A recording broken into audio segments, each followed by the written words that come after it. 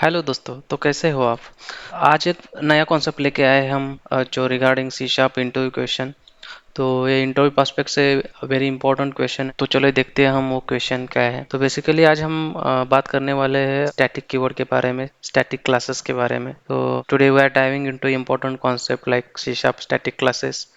Whether you are a beginner or have some experience, understanding static classes is crucial for writing efficient and clean code in .NET. तो देखते हैं मतलब static class क्या होता है, what is a static class, and for what purpose we are going to use that. So we are going to start this. So basically first of all we will see the definition of that static class और उसके बाद में हम देखेंगे कि उसका implementation एक real time example देके समझेंगे। तो चलिए देखते हैं। A static class in a C# is a class that cannot be instantiated, meaning you cannot create an object of a static class. All members of a static class must also be static. This is useful when you want to create a utility class that provide general purpose methods and properties that are not tied to any specific object. तो मतलब static class एक C# में एक ऐसी class होती है जिसे instantiate नहीं किया जा सकता, यानी आप स्टैटिक क्लास का ऑब्जेक्ट नहीं बना सकते। स्टैटिक क्लास के सभी मेंबर्स भी स्टैटिक होने चाहिए। ये तब उपयोगी होता है जब आप एक यूटिलिटी क्लास बनाना चाहते हैं जो जनरल पर्पस मेथड्स और प्रॉपर्टीज प्रोवाइड करता है जो किसी स्पेसिफिक ऑब्जेक्ट जुड़ी ना हो।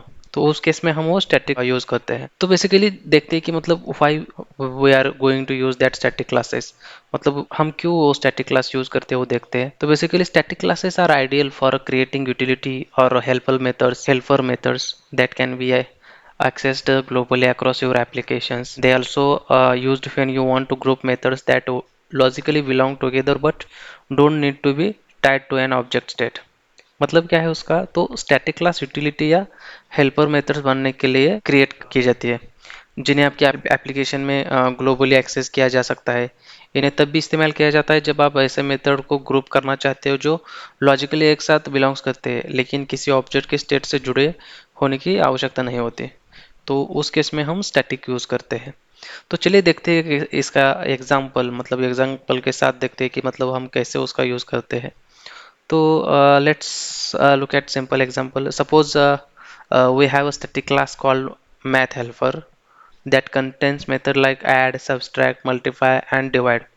These methods can be called directly using the class name without creating an instance of the class. You can call these methods like below. तो मतलब इसमें क्या है कि मान लीजिए हमारे पास एक स्टैटिक क्लास है जिसका नाम मैथ हेल्पर है, जिसमें ऐड, सब्सट्रैक्ट, मल्टीप्लाई और डिवाइड जैसी मेथड्स होती है। इन मेथड्स को क्लास का इंस्टेंस बनाए बिना क्लास के नाम का उपयोग करके सीधा कॉल किया जा सकता है, जो हमने अभी दिखाया वही। तो ये है स्टैटिक क्लास सी शार्प में। स्टैटिक क्लास सी शार्प में शक्तिशाली टूल है खासकर यूटिलिटी मेथड्स के लिए।